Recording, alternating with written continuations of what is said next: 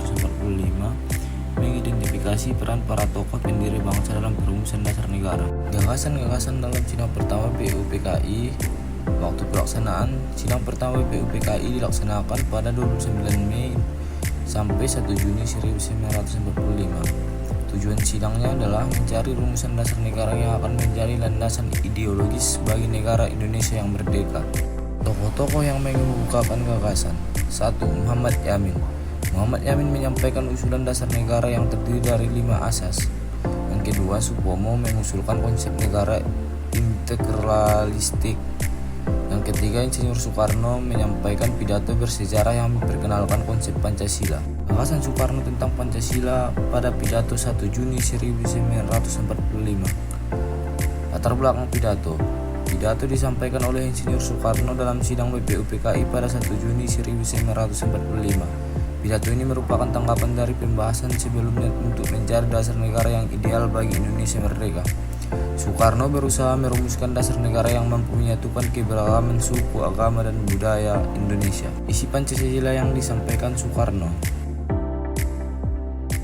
Kebangsaan Indonesia mengutamakan persatuan seluruh rakyat Indonesia tanpa membedakan asal-usul, agama, atau golongan, yaitu satu nusa, satu bangsa, satu bahasa.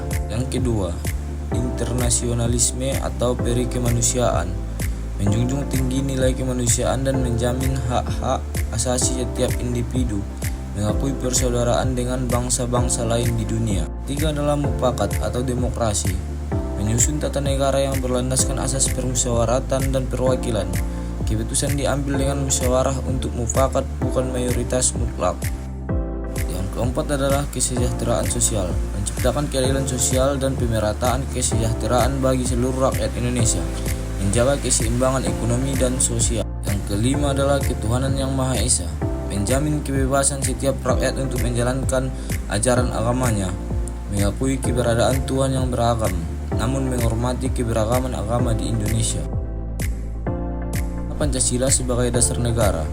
1. Pancasila dirancang sebagai ideologi terbuka yang bisa menerima perubahan tanpa kehilangan esensinya. 2. Pancasila mencerminkan jati diri bangsa Indonesia yang menghormati kebinekaan dan mengutamakan kesatuan. Ketiga, Pancasila menjadi dasar penyelenggaraan negara, panduan dalam pembuatan undang-undang serta falsafah hidup bangsa. Pansi Pancasila bagi Indonesia menjadi pedoman hidup yang relevan hingga saat ini, menjadi titik temu dari berbagai ideologi yang berbeda, sehingga Pancasila dipandang sebagai ideologi pemersatu. Selanjutnya kita akan kuis. Pertanyaan pertama, siapa yang mengusulkan gagasan pertama tentang dasar negara dalam sidang pertama BUPKI? Ini adalah Muhammad Yamin. Pertanyaan kedua, pada tanggal berapakah Insinyur Soekarno menyampaikan pidato tentang Pancasila? Ini adalah C. 1 Juni 1945.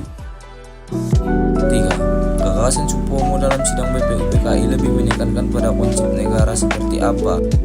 A. Negara integralistik.